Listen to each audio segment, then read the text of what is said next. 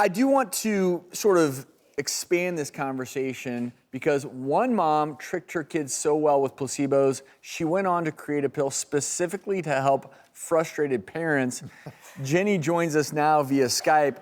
So tell us a little bit about your experience and why you created a placebo pill for kids. The reason why we created the pill in the first place, we had experience when my children were younger.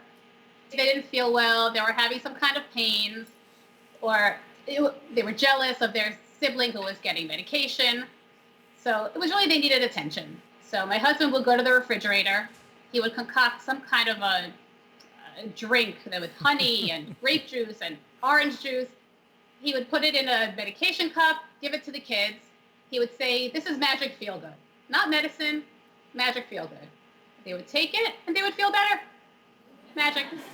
I love some magic feel good. So I think we all love magic feel good, and many of us parents would absolutely relate. But my only concern about this was, how do you feel about then kind of instilling in your kid, even if they know it's not a medicine, that aspect of needing a crutch, something else like a sort of medication culture, that they do need that extra thing to feel better, as opposed to maybe just the attention and talking to them and figuring out what's going on? I think actually I found the opposite, because the age for magic feel good really is like 3 to 8 or 9. After that, they realize that it really isn't medication. And they see that it's not medication that made them feel better, but it was really the power of positive thinking, and it was the power of their minds. And even my kids would ask for it even when they knew it was a placebo.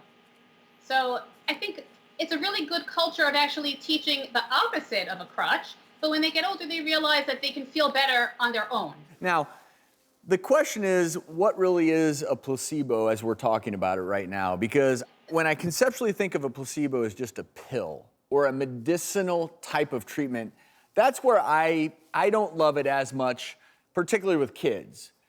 Creating a concoction from the fridge of healthy ingredients and saying this is gonna, make you feel better, I obviously love that, because we do in this country take more pills than any other civilized country in the world. So how do we balance this, Dr. Shapiro? Because if the placebo effect works, the open, honest placebo effect works, how do we get to a place where, okay, so you're taking 15 medicines now, and I'm gonna add 5 placebo pills as well. Right. And you're sitting there, you're looking at your pill tray, and you're like, I think this is, that's the culture we're in. It's take pills, and that will cure you.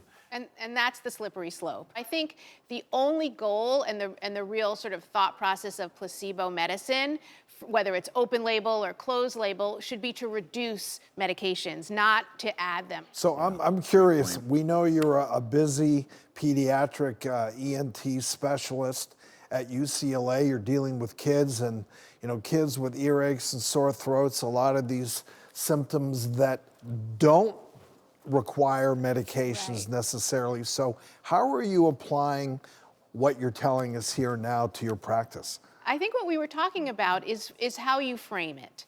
Here's the good news. You don't need a strong antibiotic that's going to upset your stomach and cause other problems and make your food taste bad. Isn't that really good news? What you do need maybe is a little more sleep because you've been running around playing too much and you're staying up too late at night. I think that really giving the patient, whether it's a child or the family or both, some control, and that's placebo without a pill, is really beneficial, and you're taking away a medication without their feeling like they're not getting something. Think about in your own life, what have you taken that maybe had a placebo effect? And what I think of is the supplement industry. There are so many supplements out there that they've done studies don't even contain what they claim to contain, and yet we feel better. We do. We feel better. Absolutely. The concern there is that there may be side effects and risks of taking something you don't know what's in it. So I am all for, if we can give an open, honest placebo and say, we're gonna give you this, but we're gonna take away these 2 things. Because you know what I do like about these? They're incredibly cheap. When the active ingredient is, hey, maybe sugar, a couple grams of sugar, I'm okay with that. Or fruit extract, I'm okay with that. And I love that we've gotten to a place where we can talk openly and honestly about the placebo effect, And we don't want to say it It's as a a sugar pill. trick. I think that's, that's where it becomes the doctor and the patient is, oh, the doctor tricked you and gave you a fake medication. I think if it is more open, then I think people will realize, hey, maybe I don't need that strong medication or any medication at all, and I can use the placebo effect and have some control over it.